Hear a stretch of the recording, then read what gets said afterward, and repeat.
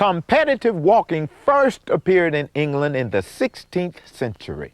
Members of the aristocracy employed footmen to travel from town to town handling business. Bets were soon placed on whose footman was the fastest.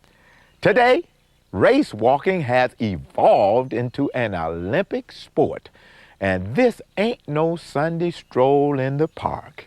Again, we want to welcome everybody to the Greek Festival 1 mile 5K run and walk. If you're a race walker, competitive race walker, you need to check in at the Race Walker check-in table. I want to win, I want to win, I want to win. I'm not scared at all. This old guy over here, he's gonna have to get himself in gear. We're sort of the stepchild of track and field. Every now and then, Bob Costas mentioned us. He said real men shouldn't walk like that. I don't know how to trash talk. I'm a pretty quiet guy. If anybody's ahead, any women are ahead of me, I want to see if I can chase them down. Let's get ready for some race walking. We're in New Orleans, Louisiana at the Greek Festival, and this year it's the Big Fat Greek Festival. History of race walking, it's been a major sport for probably 100 years. Europe, Asia, in that area, but it's not maybe 25 to 50 years old in the United States. In other countries, it's revered, but in America, it's sort of a, people kind of look at you because the hip drops, and you know, and people gawk at you and say, what are they doing? It's kind of goofy looking. Looks kind of like a little penguin kind of style, you know, the legs and stuff like that. I actually think there's a certain kind of personality that's attracted to race walking. I think you have to not mind standing out a little bit. Whereas a runner is running and they can have their feet off the ground, a race walker must maintain 1 foot contact with the ground at all times, and the trailing leg must be snapped straight. We're like the renegades of the running world. The runner division goes off first. 2 minutes after the runner division goes off and we have a clear start line, we assemble the race walkers and start them. He's trying very, very hard, but his knees are bent. This means bent knee. Straighten your knee, get on your heel more. Competitor 904, his knees are bent. Time of day, 7:42. My name is Ruby Cheney, and I'm a race walk judge for the last 15, 16 years. You know the rules. Most people don't really know the rules of race walking. They don't even know that it's an Olympic sport. And there are 2 rules to race walking. You have to have 1 foot on the ground at all times, and then your knee has to be straight as it's passing behind your body. You must land with a straight knee. When you take your first step, your feet should come down on your heel, and then it comes over, and you push with the toe, and you cross with the other leg. You're getting a drop, and that drop propels you to go faster. That's terrible form there.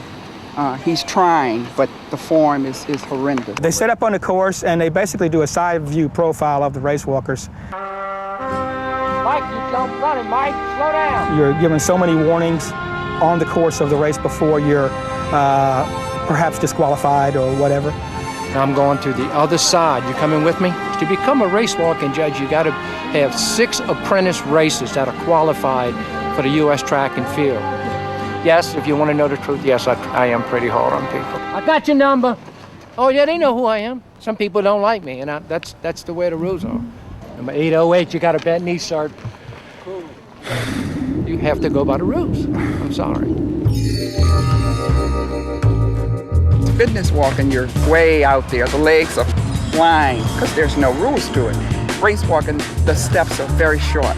They're almost to the point where you'll fall down if you're not doing it correctly. Because you have 1 foot on the ground, your stride is relatively short compared to a runner, so you're thinking about turnover rate, just keeping those wheels spinning as fast as possible throughout the race.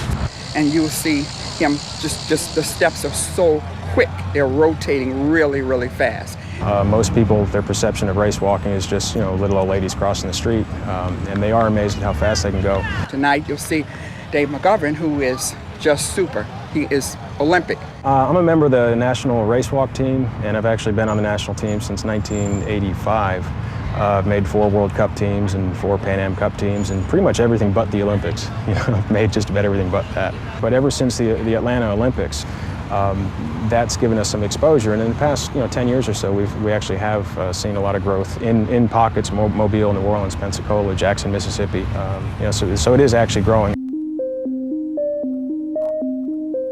I won this race last year, and I'm hoping to repeat again today, but you never know. The judges are watching you. There's a lot of good competition in the Southeast. I get nervous before every race. I've been doing this for 20 years. I'm sure they get nervous whether we show up or not. Here comes Dave.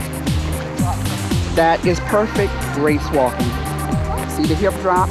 Seesawing, rocking chair, up, down. His race walking form is perfect because he's following the rules of race walking. My best mile is 6 flat. I'd like to say I broke 6 of the mile. I never broke 6, but 6 flat is my best. Most runners can't run that fast. We do enjoy beating the runners. I'm cheating. Yeah, you're running.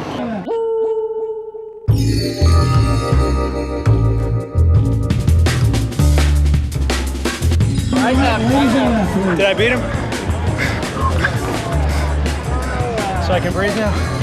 The perception is that it's a real easy thing to do, but it's actually as hard as running, plus there's a technique element. So in certain ways, it's harder than running. Everything is glamour, track and field, the 400, the 50.